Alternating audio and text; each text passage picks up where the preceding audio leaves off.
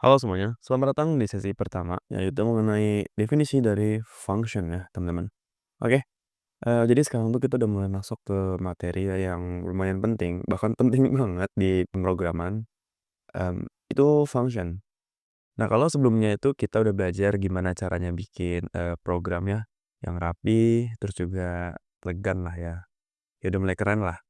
Nah tapi berhenti dulu, bayangin kalau program kita tuh panjangnya sampai ribuan atau bahkan puluh ribu baris, ya. Tanpa yang namanya function atau fungsi, itu bakal susah banget teman-teman kalau mau update, debug, dan sejenisnya. Nah, itulah kenapa dibuat atau dikembangkan yang namanya function. Nah, kita dari definisi dulu, function itu adalah blok kode ya yang dibuat untuk jalanin tugas tertentu dan fungsi itu bisa dipanggil berulang kali. Jadi nggak cuma sekali, teman-teman. Nah, misalnya ya, kita analogikan, kita tuh ada mesin kopi ya. Nah, kalau kita tekan tombol, ya dia keluar kopinya ya. Nah, kita tuh nggak usah dong bikin kopi atau bikin mesin kopinya itu dari awal lagi. Kita tinggal menggunakan alat pembuat kopinya. Kemudian kita masukkan biji kopinya. Nah, kira-kira fungsi itu seperti itu, teman-teman. Jadi, untuk melakukan suatu tugas tertentu, kita hanya perlu memberikan suatu inputan atau memanggil fungsinya. Begitu, teman-teman. Nah, ini ada contoh, penggunaan fungsi ya, deklarasi dan juga pemanggilannya. Ini ada deklarasi. Jadi deklarasi itu diawali dengan, def ya, atau kepanjangannya adalah definition. Ini adalah keyword untuk membuat suatu fungsi. Kemudian ada nama fungsinya dan ada blok kodenya atau perintah yang ingin teman-teman buat di dalamnya. Begitu, teman-teman. Nah, nama fungsi ini ya, ini tuh sebisa mungkin, namanya yang jelas ya. Misal fungsi untuk membuat kopi, ya berarti ditulis fungsi untuk membuat kopi. Begitu, teman-teman. Nah, kemudian di sini ada dalam kurung nih. Nah, dalam kurung ini penting. Ini adalah tempat kita meletakkan suatu parameter. Yang mana parameter akan dibahas di sesi selanjutnya ya, teman-teman. Nah, kemudian untuk pemanggilannya, teman-teman cukup panggil nama fungsinya di programnya. Maka fungsi dari yang di sini nih akan terpanggil. Begitu, teman-teman, ya. Nah, daripada itu kita langsung aja coba di VS Code-nya ya. Oke, teman-teman, sekarang kita udah ada di VS Code-nya ya. Kita langsung aja nyoba menggunakan function. Tapi sebelum itu, misalnya kita kasih contoh dulu. Teman-teman mau mencetak tulisan "Selamat pagi, semoga sukses dan sehat selalu."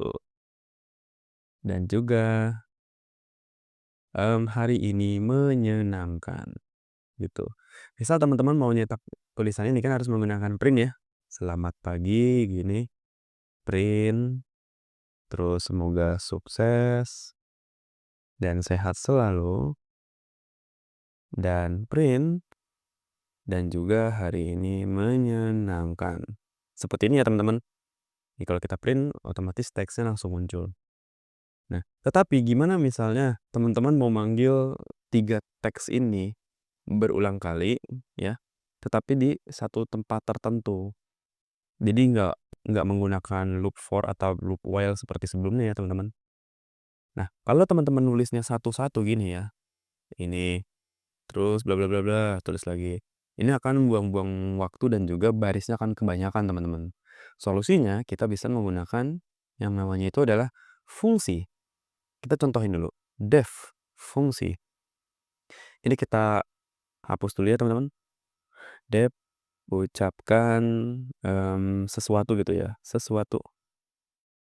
Misal, kita ingin fungsinya itu adalah berfungsi untuk menampilkan teks. Misalnya, halo dunia gini ya. Kita langsung aja tulis nama fungsinya, ucapkan sesuatu.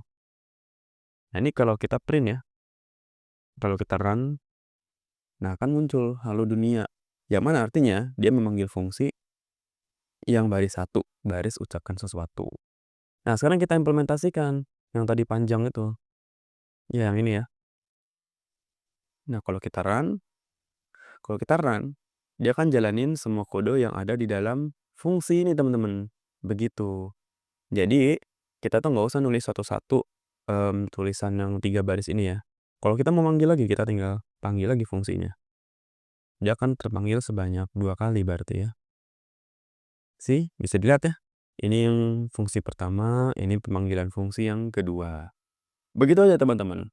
Untuk fungsi ini, lumayan seru ya sebenarnya. Dia itu bisa diimplementasiin banyak hal. Dan next sesi kita bakal masuk ke materi yang cukup seru dan juga cukup penting banget nih di fungsi ini, yaitu parameter dan return value. Oleh karena itu, sampai jumpa di sesi selanjutnya.